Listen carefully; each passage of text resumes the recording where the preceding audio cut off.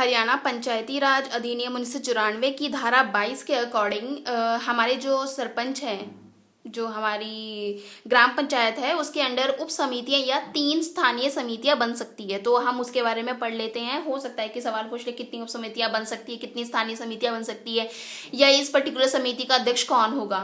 तो अगर मैं जल्दी पढ़ रही हूँ, अगर मैं जल्दी बोलूँ तो प्लीज़ मुझे बताइएगा। और मैं आराम से पढ़ रही हूँ। और मैं आपको बता दूं आगे कि जो इसकी 3 समितियां हैं वो कुछ इस प्रकार है। सबसे पहली होती है कृषि उत्पादन समिति।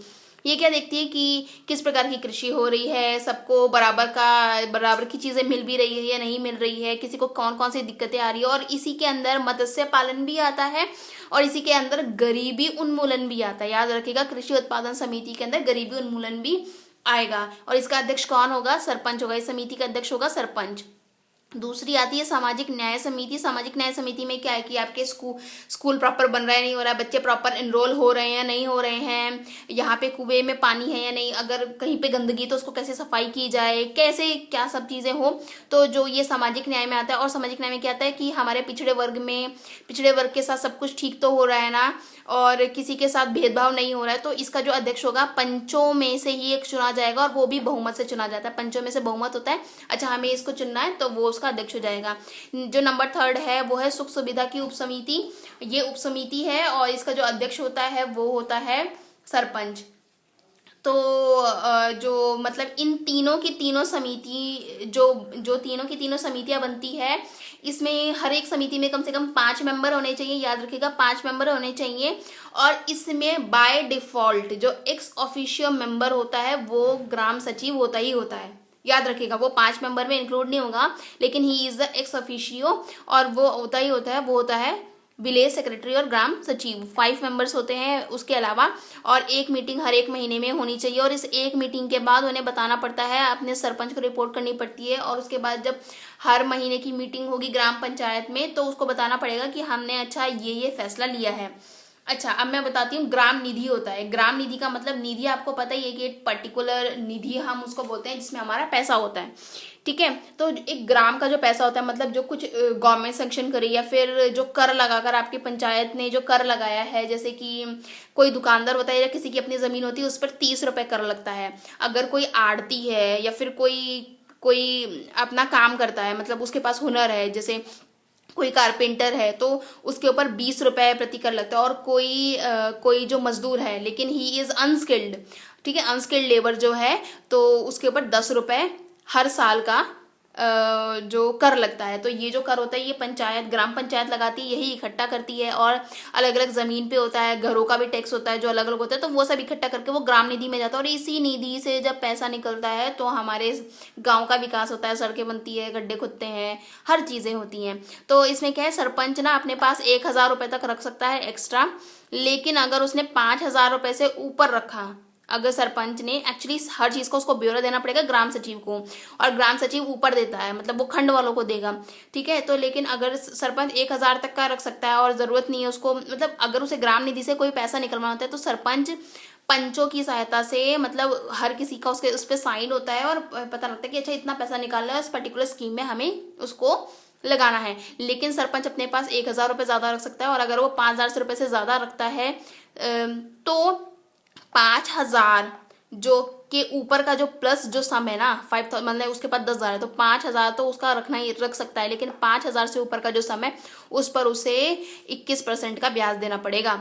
ठीक है, तो अब अभी देखते हैं जो ग्राम पंचायत का रिकॉर्ड होता है वो कौन रखता है? सरपंच रखता है। कोई भी आम जो पर्सन है, उस गांव का मेंबर है, वो उस ग्राम पंचायत के रिकॉर्ड को कभी भी जाके देख सकता है, वो आपका हक है। प्लीज आप, अगर आपको लगता है कि कुछ धांधली हो रही है तो आप भी जाके देख सकते हैं। उसकी एक सिंपल सी फीस होती है 25 रुपया, और जिसकी आपको रसीद मिलेगी, और वो सरपंच के पास रिकॉर्ड होगा। आप उसके पास कभी भी उसको फीस देके रसीद जरूर लेना, और कभी भी आप रिकॉर्ड देख सकते हो। और if you want a copy of a particular page, कि आपको लग रहा है कि अच्छा मुझे इस पेज की एक प्रति चाहिए, तो वो 5 रुपए पर पेज। एक्चुअली 5 रुपए पर पेज का मतलब है अगर आपने एक ही कॉपी के 2 पेज लिए, मतलब एक ही पेज के 2 पेज की 2 कॉपी करवाई, तो आपको 10 रुपीज लगाने पड़ेंगे। आई होप आपको ग्राम पंचायत जो ग्राम सभा है, मतलब जो सबसे निचला खंड है, वो समझ में आ गया है। अब मैं नंबर 2 पे चलती हूँ, पंचायत समिति पे। जल्दी जल्दी फिनिश करना है, वीडियो बहुत लंबा ना हो और आप एग्जाम से पहले देख सकें। पंचायत समिति में आपको पता ही अध्यक्ष एवं उपाध्यक्ष होते हैं, प्लीज़ याद रखिएगा। और ये खंड में होती है पंचायत समिति, और अगर आपको अध्यक्ष उपाध्यक्ष को हटाना है तो जितने भी मेंबर्स होते हैं पंचायत समिति के 2/3 बहुमत से अध्यक्ष उपाध्यक्ष को हटा सकते हैं, ठीक है। और जो इसकी जो बैठक होती है, 1 साल में 6 मीटिंग्स होनी चाहिए, 6 बार मिलाना चाहिए, और 2 मीटिंग के बीच में 2 महीने से ज्यादा का गैप नहीं होना चाहिए। समझ में आई? 2 महीने से ज्यादा का गैप नहीं होना चाहिए। इसमें बैठक भी 2 प्रकार की होती है वही पंचायत समिति में, एक होती है साधारण और एक होती है विशेष। देखिए जो सेम बात है, याद रखना, ग्राम सभा की बैठक भी ऐसे ही थी। तो ग्राम सभा की बैठक जब साधारण होती थी, मतलब जब ये वो जो रेगुलर आप महीने में मिलते थे, तो उसमें तो बस आपको 3 दिन का नोटिस देना पड़ता था। लेकिन इसमें क्या है, जब विशेष मीटिंग होगी तो आपको 4 दिन प्रायर नोटिस देना पड़ेगा, और अगर साधारण होगी तो 10 दिन, और उसमें क्या था 15 दिन। तो प्लीज आप गैप को याद रखिएगा। इसमें भी 3 समितियां होती है। एक सामान्य समिति होती है।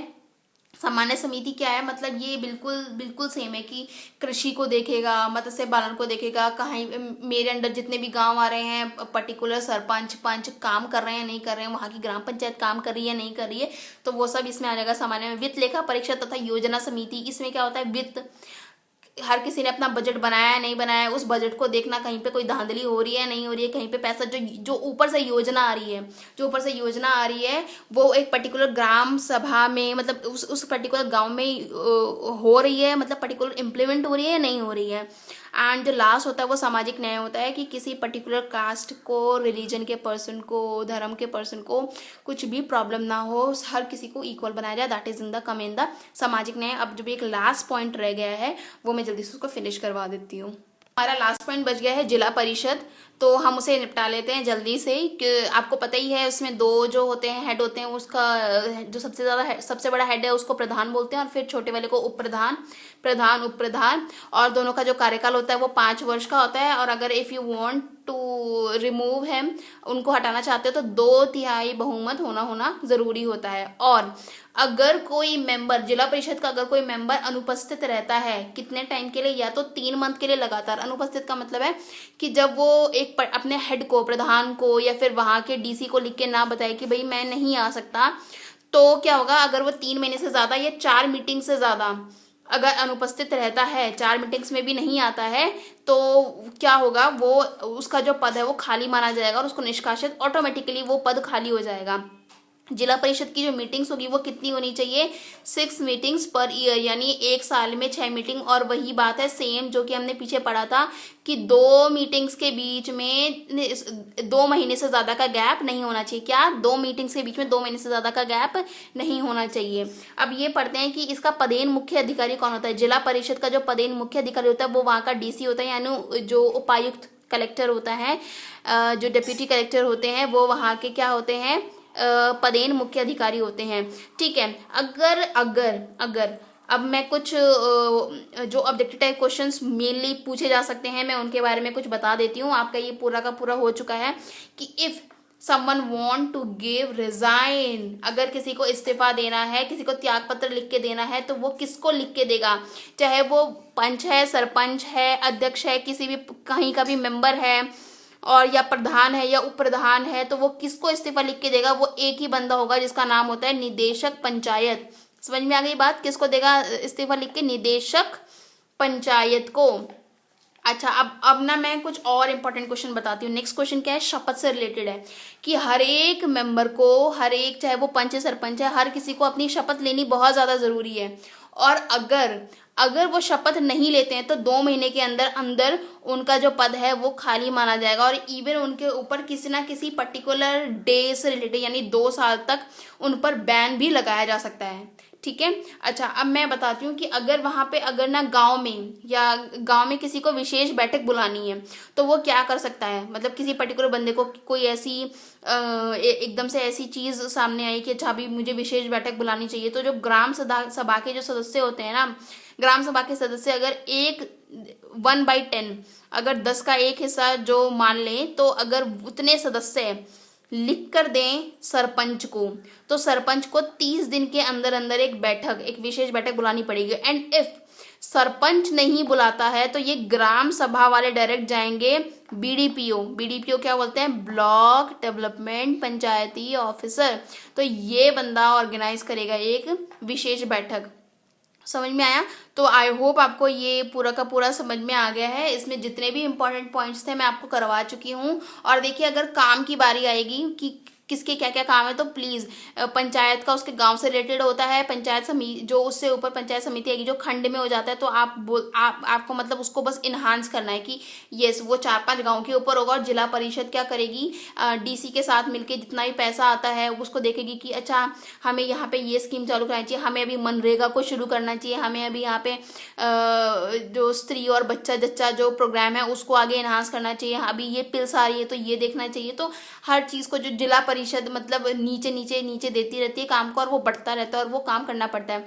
और एक और बात जो मैं ध्यान दिलवाना चाहूंगी कि अगर मान लो अध्यक्ष है, अध्यक्ष कौन होता है? जो सेकंड जो खंड में होता है वो अध्यक्ष होता है।